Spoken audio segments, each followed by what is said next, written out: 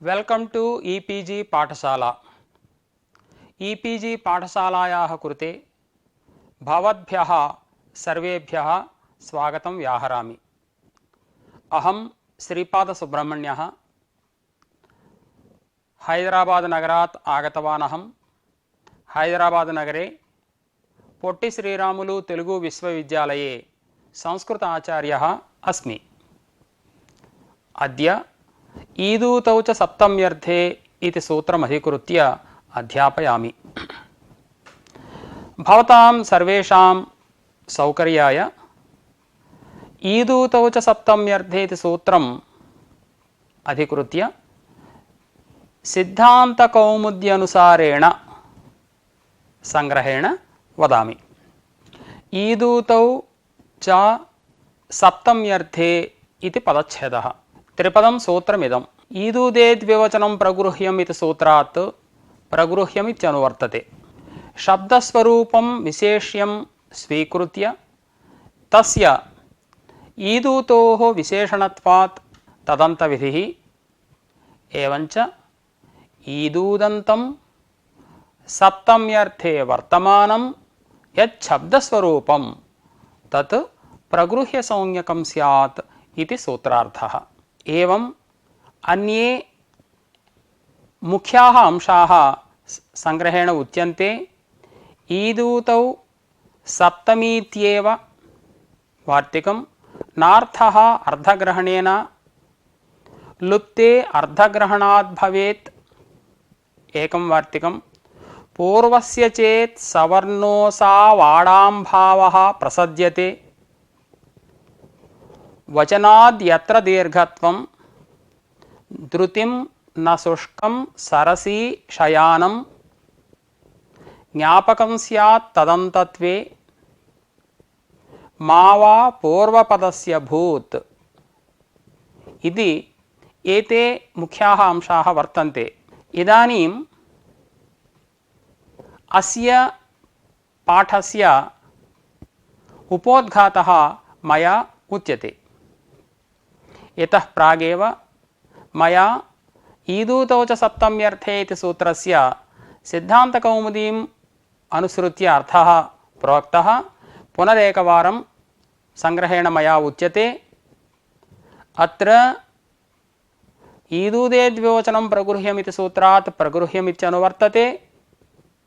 शब्दस्वरूपं विशेष्यम् अध्याहृत्य तस्य ईदूतोः विशेषणत्वं स्वीकृत्य तत्र येन विधिस्तदन्तस्य इति सूत्रेण तदन्तविधिम् अङ्गीकृत्य ईदूदन्तं सप्तम्यर्थे वर्तमानं शब्दस्वरूपं प्रगृह्यसंज्ञं स्यात् इति सूत्रार्थः फलति।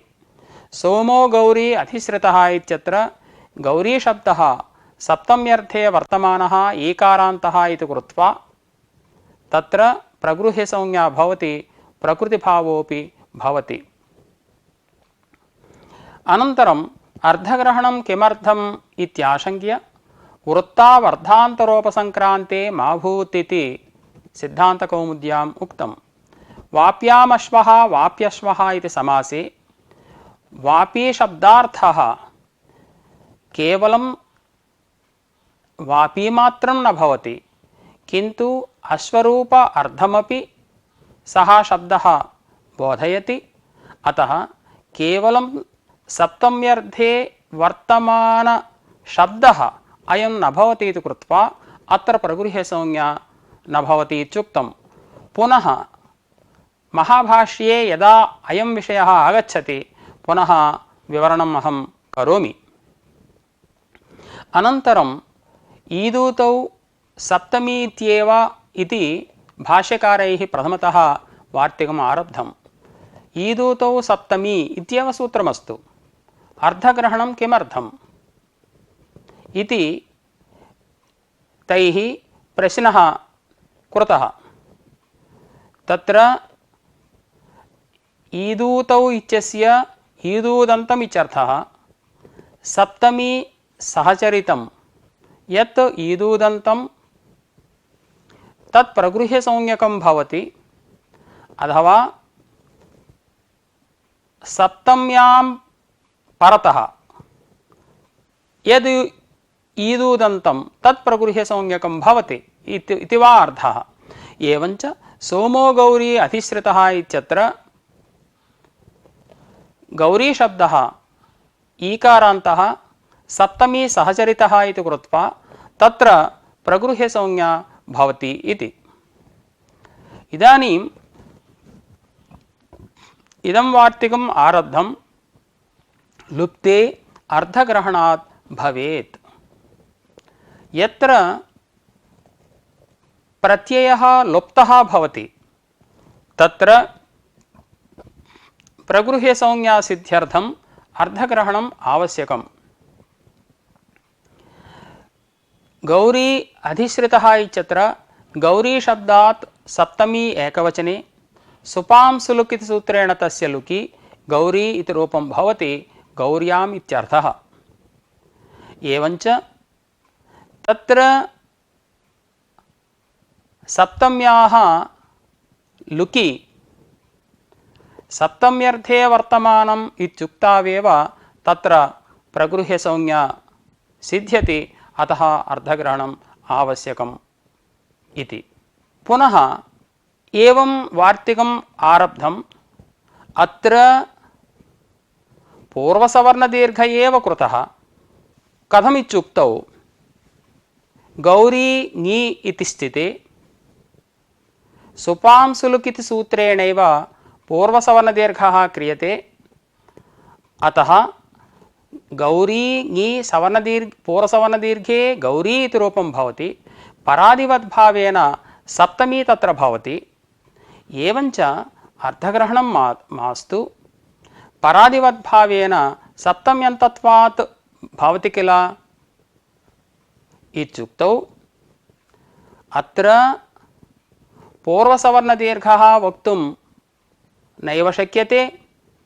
पूर्वसवर्णदीर्घं बाधित्वा तत्र ङेरां नद्यां नीभ्यः इति सूत्रेण ङेः आम्भावः प्रसज्यते, आण्णद्याः इति सूत्रेण आडागमोऽपि प्रसज्यते। अतः गौरी इति रूपं पूर्वसवर्णदीर्घेण वक्तुं नैव शक्यते, अतः अत्र पूर्वसवर्णदीर्घः नास्ति। तर्हि ईदूतौ सप्तमी इत्युक्तौ सर्वत्र सप्तम्याः लुगेव कृतः इति कृत्वा ईकाररूपसप्तम्याः ऊकाररूपसप्तम्याश्च कुत्राप्यसत्वात् तत्र वचनसामर्थ्यात् तत्र भवति इत्युच्यते। धृतिं न शुष्कं सरसी शयानम् इति। तत्र सरशब्दात् सप्तमी एकवचने ङिप्रत्यये दीर्घे सरसी इति रूपं, तत्र सप्तमी विभक्तिः ईकारः तत्र वर्तते इति कृत्वा ईदूतौ सप्तमी इति सूत्रस्य तत्र चारितार्थ्यं वक्तुं शक्यते इति पुनः प्रश्नः आगतः। समाधानं तत्रापि सरसी यदि इति। तत्र सरसी शब्द एव स्वीक्रियते।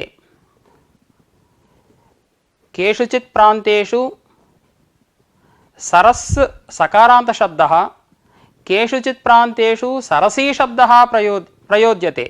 एवञ्च अत्रापि सरसी शब्दात् सप्तम्येकवचने तस्य लुगेव भवति।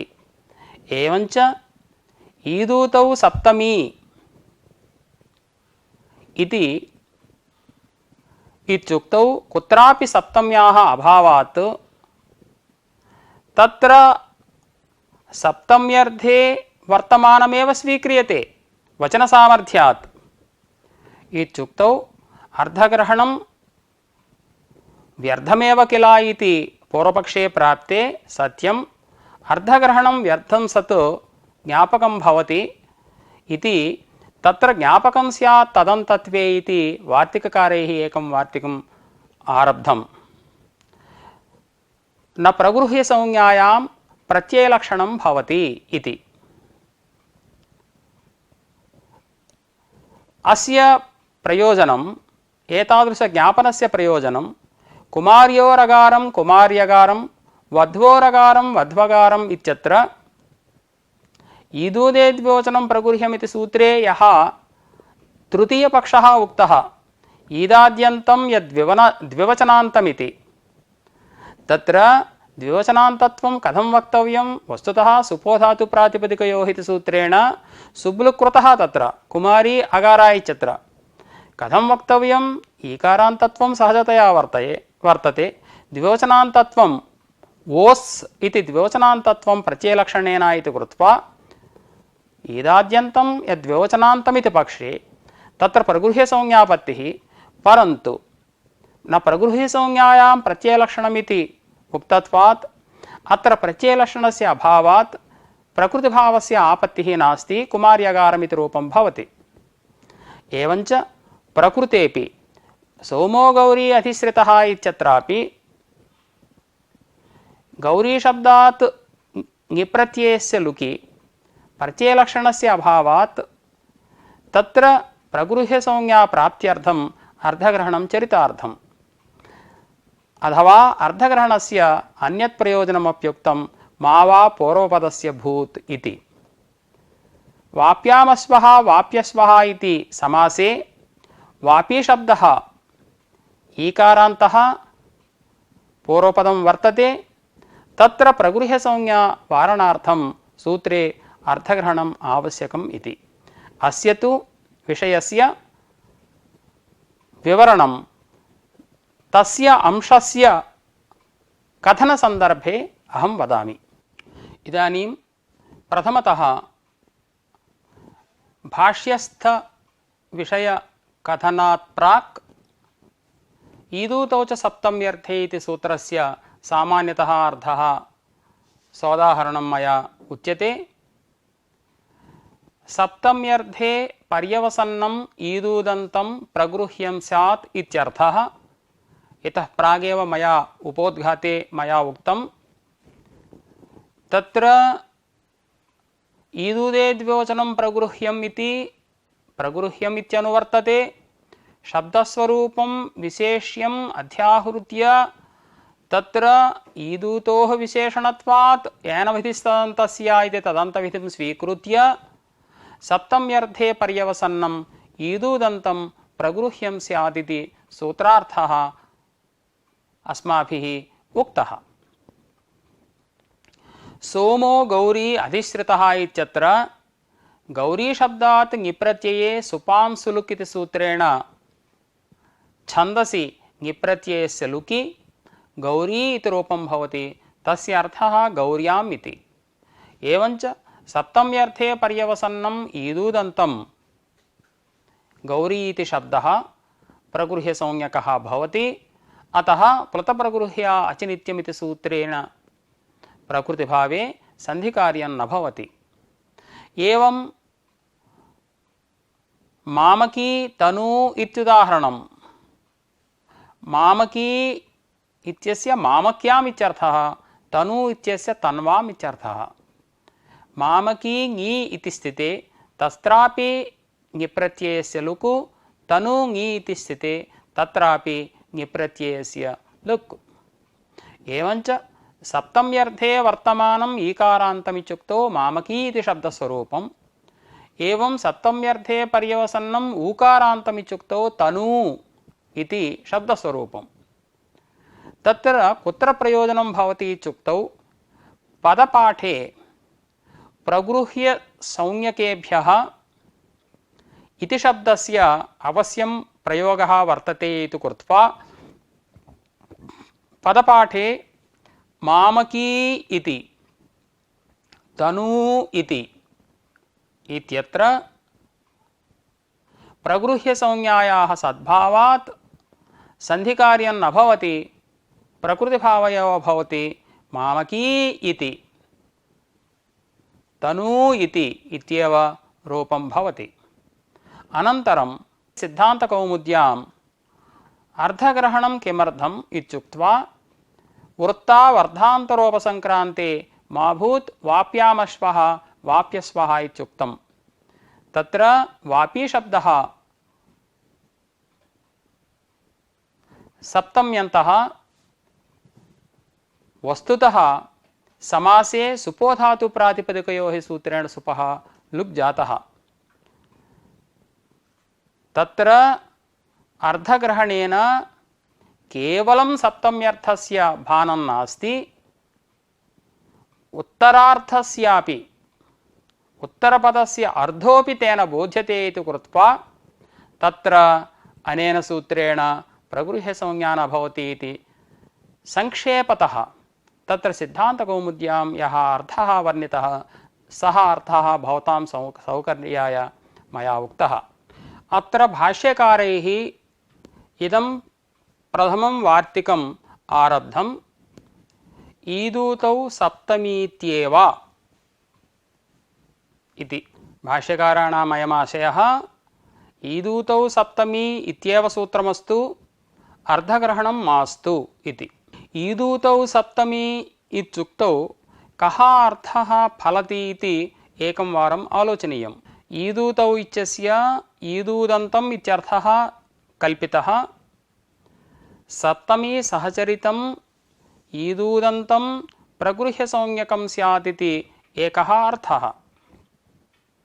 अथवा सप्तमी इति लुप्तसप्तम्यन्तम् इति स्वीकृत्य सप्तमी इत्यस्य सप्तम्याम् इत्यर्थं स्वीकृत्य सप्तम्यां परतः यत् ईदूदन्तं तत् प्रगृह्यसंज्ञकं स्यात् इति वा अर्थः कल्प्यते।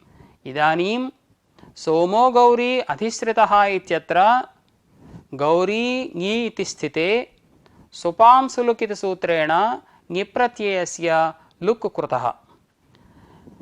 तत्र लुप्तायामपि सप्तम्यां प्रत्ययलक्षणेन तत्र सप्तम्याः सद्भावात् सप्तमी सहचरितं यद् ईदूदन्तम् इति पक्षे वा सप्तम्यां परतः ईदूदन्तम् इति पक्षे वा प्रगृह्यसंज्ञा भविष्यति।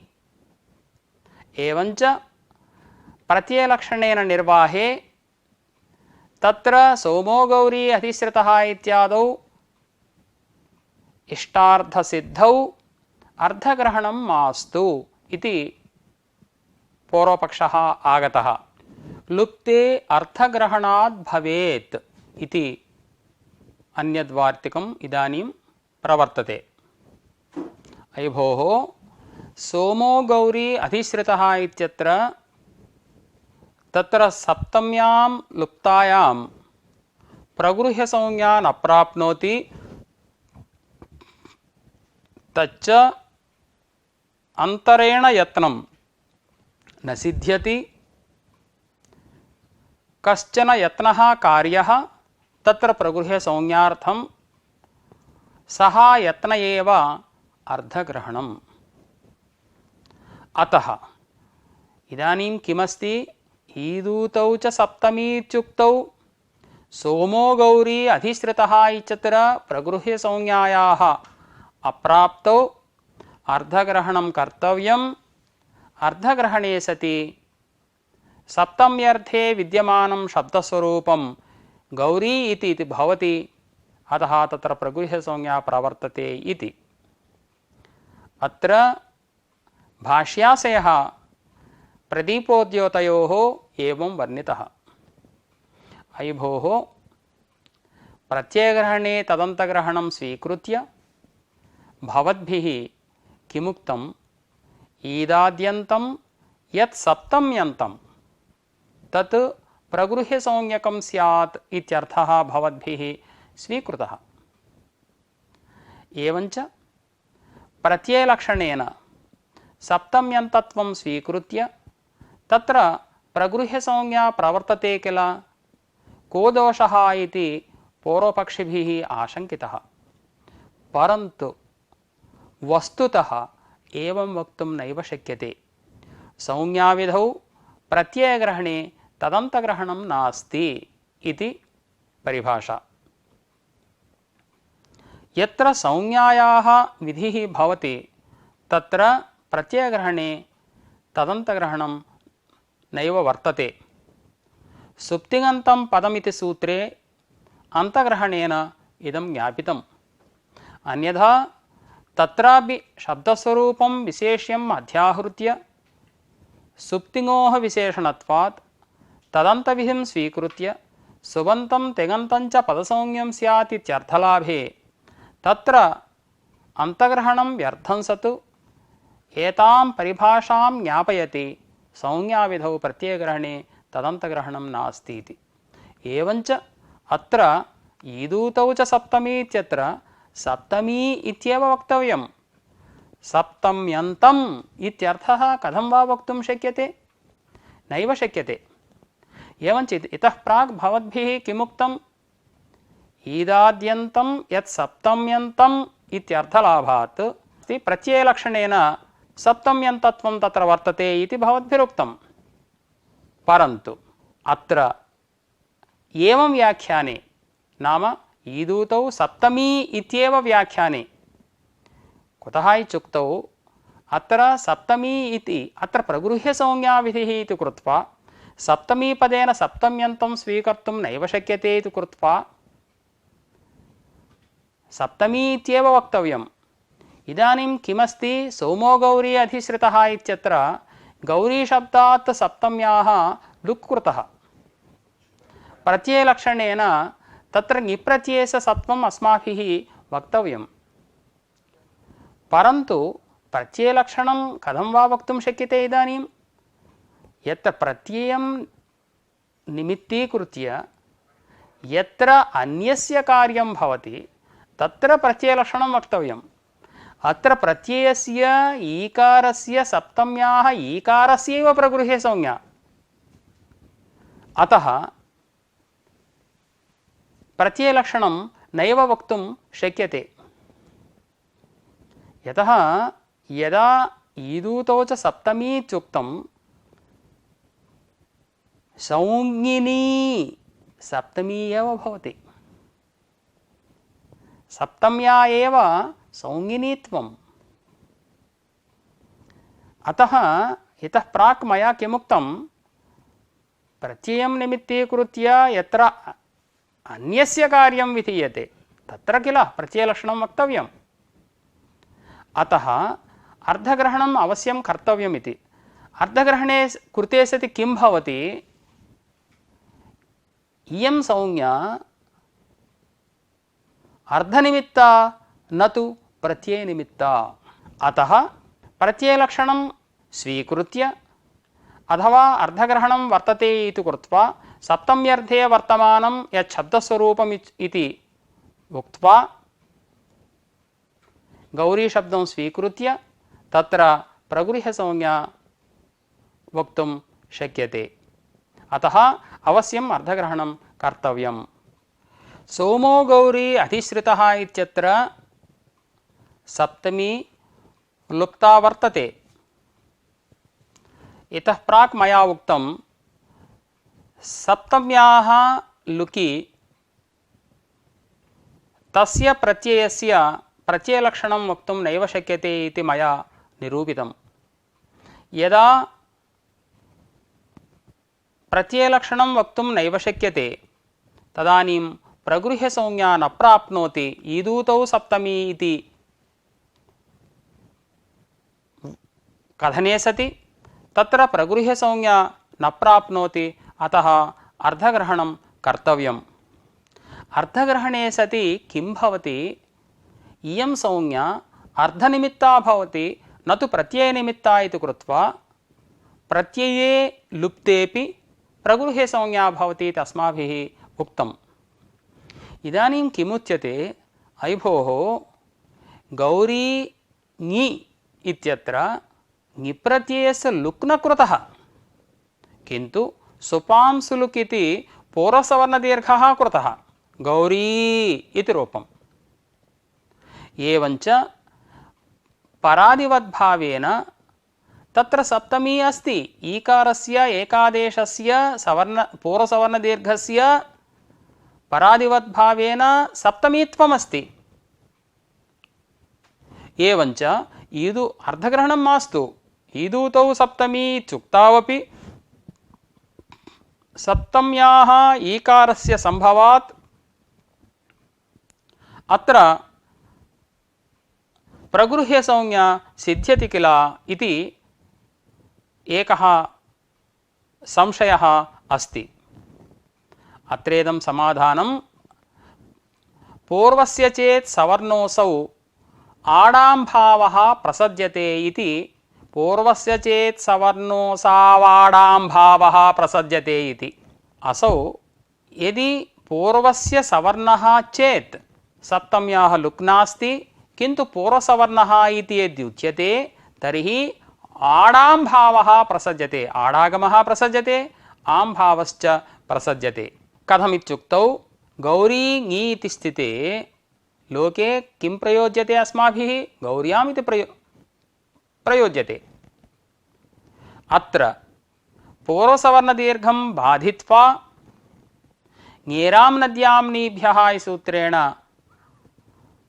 ङेः आमादेशः, आण्नद्याः इति सूत्रेण आडागमश्च स्यातां गौर्याम् इति रूपेण भाव्यम्।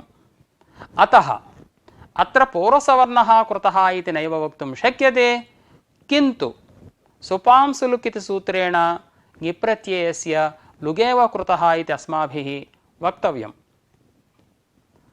एवञ्च यदा लुक् कृतः तदा ईदूतौ सप्तमी इति यद्युच्यते तदा प्रगृह्यसंज्ञा न प्राप्नोति। इतः प्राक् मया उक्तम्, एकवारं स्मारयामि। सप्तम्यन्तम् इत्यर्थः नैव वक्तुं शक्यते, यतः संज्ञाविधौ प्रत्ययग्रहणे तदन्तग्रहणं नास्ति इति। यदि सप्तम्यन्तं यद्युच्येत तदा प्रत्ययलक्षणं वक्तुं शक्येत, परन्तु ईदूतौ सप्तमी इत्येव अस्ति। एवञ्च प्रत्ययलक्षणं सप्तम्याः लुकि तस्याः प्रत्ययलक्षणं नैव वक्तुं शक्यते। कुतः? प्रत्ययनिमित्तं यत् अन्यस्य कार्यं तदानीमेव प्रत्ययलक्षणम्। एवञ्च तत्र ईकाररूप सप्तम्याः अभावात् गौरी अधिश्रितः इत्यत्र प्रगृह्यसंज्ञा न प्राप्नोति इति कृत्वा प्रगृह्यसंज्ञासिद्ध्यर्थम् अर्धग्रहणम् आवश्यकमेव। एतावत्पर्यन्तं सोमो गौरी अधिश्रितः इत्यत्र प्रगृह्यसंज्ञासिद्ध्यर्थम् अर्धग्रहणम् आवश्यकम् इति वर्णितम् अस्माभिः। इदानीं किमुच्यते? अयि भोः, ईदूतौ सप्तमी इति सूत्रं कृतं, कुत्रापि ईदूतौ सप्तमी न स्तः, सर्वत्र लुगेव कृतः। अतः वचनात्, नाम ईदूतौ सप्तमी प्रगृह्य संज्ञकौ भवतः इति प्रगृह्यसंज्ञावचनसामर्थ्यात् अत्र प्रगृह्यसंज्ञा भविष्यति। सप्तम्याः लुक् कृतेपि अत्र प्रगृह्यसंज्ञा भविष्यति। अतः अत्र प्रगृह्यसंज्ञा सिद्ध्यर्थम् अर्धग्रहणं नावश्यकं। वचनसामर्थ्यादेव प्रगृह्यसंज्ञा सिद्ध्यति, अर्धग्रहणं मास्तु इति। अत्र प्रदीपे भाष्यकाराणाम् आशयः एवं वर्णितः। तत्र सर्वत्र लुक्कृतः इति कृत्वा कुत्रापि ईकाररूपायाः ऊकाररूपायाश्च सप्तम्याः अभावात् तत्र सप्तमी पदं सप्तमी सहचरिते लाक्षणिकमिति वदामः। एवञ्च सप्तमी सहचरितौ ईदूतौ प्रगृह्यसंज्ञकौ स्तः इति वर्णयामः। एवञ्च सोमो गौरी अधिश्रितः इत्यत्र सप्तम्याः अभावेपि सप्तमी सहचरितस्य ईकारस्य सम्भवात् तत्र प्रगृह्यसंज्ञा सिद्ध्यति इति। तत्रैव प्रदीपे उक्तं, मुख्यार्थकल्पनायाः अभावे गौणीकल्पना स्वीक्रियते इति। अत्र मुख्यार्थकल्पना सप्तमी ईदूतौ इति तादृशी कल्पना कर्तुं नैव शक्यते इति कृत्वा गौणीकल्पना सप्तमी सहचरित ईदूतौ इति क्रियते इति कृत्वा अत्र न कोऽपि दोषः, अतः अर्धग्रहणं व्यर्थम् इत्यागतम्। एतावत्पर्यन्तं किमुक्तम्? ईदूतौ सप्तमी इति वचनसामर्थ्यात् सोमो गौरी अधिश्रितः इत्यत्र प्रगृह्यसंज्ञा प्रवर्तते, अतः अर्धग्रहणं मास्तु इति। भोः, वचनसामर्थ्यकल्पना कथं कर्तुं शक्यते? ईदूतौ सप्तमी इति वचनस्य प्रयोजनं वर्तते। कुत्र? यत्र सप्तम्याः दीर्घत्वम् उच्यते। धृतिं न शुष्कं सरसी शयानम् इति ऋग्वेदमन्त्रः। अत्र सरस् शब्दात् सप्तमी एकवचने ङिप्रत्यये सरस् इ इति स्थिते इयाडियाजीकाराणामुपसंख्यानम् इति सूत्रेण वार्तिकेन वा भवतु इत्यनेन ङिशब्दस्य इकारस्य ईकारः कृतः सरसी इति रूपम्। एवञ्च ईकारः सप्तमी कुत्रचित् लब्धा इति कृत्वा तत्र प्रगृह्यसंज्ञा प्रवर्तनार्थम् ईदूतौ सप्तमी इति सूत्रं चरितार्थम्। एवञ्च सामर्थ्यकल्पना नैव कर्तुं शक्यते। गौरी अधिश्रितः इत्यत्र प्रगृह्यसंज्ञा न प्राप्नोति, तत्र प्रगृह्यसंज्ञा सिद्ध्यर्थम् अर्धग्रहणम् आवश्यकमेव। अर्धग्रहणं व्यर्थम् इति कथं भवद्भिः वक्तुं शक्यते? तत्र ईदूतौ सप्तमी इति न्यासस्य कुत्रचित् सार्धक्य संभवात्। इदानीम् अस्माभिः किमुक्तं? सरसी शब्दे यत्र सप्तम्येकवचनस्य ईकारः कृतः तत्र ईदूतौ च सप्तमी इति सूत्रं चरितार्थमिति अस्माभिरुक्तम्। इदानीं किमुच्यते? तत्रापि सरसी यदि इति वार्तिकम्। तत्रापि धृतिं न शुष्कम् इत्यादि मन्त्रे सरसी शब्दः तत्र सरसी इत्येव प्रातिपदिकशब्दः स्वीक्रियते। सरसी शब्दात् सप्तमी एकवचने ङिप्रत्यये तत्र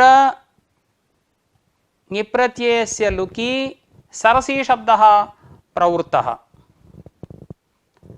एवञ्च सरसी इति ईकारान्तशब्दः तत्रापि सप्तम्याः लुकु। एवञ्च ईदूतौ सप्तमी इति सूत्रस्य तत्रापि चारितार्थ्यं नास्ति, ईकाररूप सप्तम्याः तत्र असत्वात्। कुत्रचित् प्रान्ते सरस् शब्दार्थे सरसी शब्दः प्रयोज्यते। दक्षिणापथे हि सरांसि इत्यर्थे सरस्यः इति शब्दः प्रयोज्यते। अतः सरसी शब्दः प्रसिद्धः वर्तते। एवञ्च तं सरसी शब्दं स्वीकृत्य तत्र सप्तम्याः लुकम् अङ्गीकृत्य यदि सरसी शब्दः साध्यते तर्हि तत्र ईदूतौ सप्तमी इति सूत्रस्य चारितार्थ्यं नैव वक्तुं शक्यते। अतः वचनसामर्थ्यात् सर्वत्र लुप्तायामपि सप्तम्यां प्रगृह्यसंज्ञा भविष्यति इति वदामः। सोमो गौरी अधिश्रितः इत्यत्रापि प्रगृह्यसंज्ञा सिद्ध्यति इति वदामः। अतः अर्धग्रहणं मास्तु इति पूर्वपक्षः तदवस्थितः। एवञ्च अर्धग्रहणं व्यर्थं सत् ज्ञापयति, न प्रगृह्यसंज्ञायां प्रत्ययलक्षणं भवति इति। ज्ञापने प्रयोजनं कुमार्योरगारं कुमार्यगारं वध्वोरगारं वध्वगारम् इति। तत्र इदम् अवश्यं स्मर्तव्यम्। ईदूदे द्विवचनं प्रगृह्यम् इति सूत्रस्य अर्धवर्णनसन्दर्भे यः तृतीयपक्षः उक्तः ईदाद्यन्तं यद्विवचनान्तमिति, ईदाद्यन्तं द्विवचनान्तमिति चेत् लुकि प्रतिषेधः इति वार्तिकम् उक्त्वा सप्तम्याम् अर्थग्रहणं ज्ञापकं प्रत्ययलक्षणप्रतिषेधस्य इति अन्यद्वार्तिकम् उक्तं।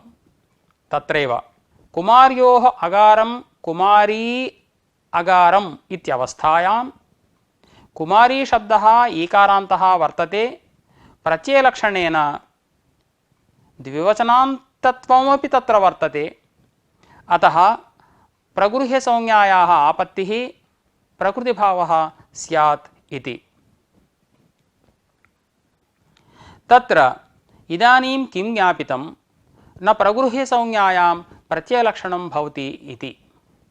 अत्र ईदूदे द्विवचनं प्रगृह्यमिति सूत्रेण प्रगृह्यसंज्ञा क्रियते, प्रगृह्यसंज्ञायां कर्तव्यायां प्रत्ययलक्षणं न भवति। प्रत्ययलक्षणस्य अभावात्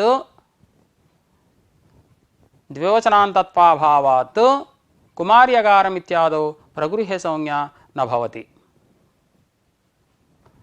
एवञ्च न प्रगृह्यसंज्ञायां प्रत्ययलक्षणं भवति इति ज्ञापनात् ईदूतौ च सप्तमी इति प्रकृत प्रगृह्यसंज्ञाविधायक सूत्रेपि सोमो गौरी अधिश्रितः इत्यत्र यत्र सप्तम्याः लुक्कृतः तत्र ईदूतौ सप्तमी इत्युक्तौ प्रत्ययलक्षणस्य अभावात् ईकारस्य सप्तम्याः अभावात् प्रगृह्यसंज्ञा न प्राप्नोति।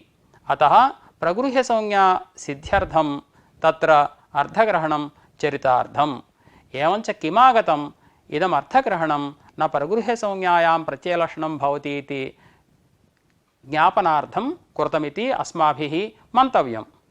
मा वा पूर्वपदस्य भूत् इति अन्यद्वार्तिकम्। अस्य अर्थपदस्य अन्यत् प्रयोजनं वर्ण्यते। वाप्यामश्वः वाप्यस्वः इति एवं नद्यामातिः नद्यातिः इति वापी अश्वः इत्यवस्थायां नदी आतिः इत्यवस्थायां पूर्वपदस्य वापी शब्दस्य नदी शब्दस्य च प्रगृह्यसंज्ञा मा भूत् इत्येवमर्थं तत्र अर्थग्रहणं कृतम्। अयि भोः, अर्धग्रहणे क्रियमाणेपि कथमत्र प्रगृह्यसंज्ञा वार्यते इत्युक्तौ वृत्तिद्वयमस्ति, जहस्वार्था वृत्तिः अजहस्वार्था वृत्तिः इति। वयं जहस्वार्था वृत्तिं स्वीकुर्मः। एवञ्च समासस्य घटकतया यानि पदानि भवन्ति तानि पदानि स्वार्थं त्यजन्ति। विशिष्टस्य समासस्येव अर्धवत्वं भवति। इदमेव शास्त्रे एकार्थीभावसामर्थ्यमिति वयं वर्णयामः। एवञ्च पूर्वपदम् उत्तरपदञ्च सर्वदा अनर्थकं। यथा वर्णानाम् आनर्थक्यम् एवं पूर्वोत्तरपदयोरपि आनर्थक्यम्। एवञ्च अत्र सप्तम्यर्थ एव नास्ति। अतः अर्धग्रहणे सति वापी अश्वः इत्यवस्थायां नदी आतिः इत्यवस्थायाञ्च प्रगृह्यसंज्ञा न भवति। अयि भोः, भवद्भिः जहस्वार्थावृत्तौ न दोषः इत्युक्तं। तर्हि अजहस्वार्थावृत्तौ दोषः वर्तते एव किल। अजहस्वार्थावृत्तौ समासघटकपदानामपि अर्थः वर्तते किल, सप्तम्यर्थः वर्तते किल। वापी अश्वः इत्यत्र कुतः प्रगृह्यसंज्ञा न भवति इत्युक्तौ अजहस्वार्थायामपि न दोषः समुदायार्थः अभिधीयते इति। वापी अश्वः इत्यवस्थायां वापी शब्दः स्वार्थं बोधयति। एवं उत्तरपदस्य अर्थमपि अश्वरूपार्थमपि बोधयति। कथं पांसूदकवत् संसृष्टरूपेण एषः अर्थः बोध्यते, पृथक्तया सप्तम्यन्तार्थस्य बोधः नास्ति। यत्र अर्थग्रहणसामर्थ्यात् अर्थग्रहणप्रवेशात् यत्र असंसृष्टः सप्तम्यर्थः बोध्यते तत्रैव प्रगृह्यसंज्ञा इति कथनात् तादृशस्य अर्थस्य समासे असत्वात् अत्र प्रगृह्यसंज्ञा न भवति। एवं रीत्या ईदूतौ च सप्तम्यर्थे इति सूत्रं सम्पूर्णतया मया व्याख्यातम्।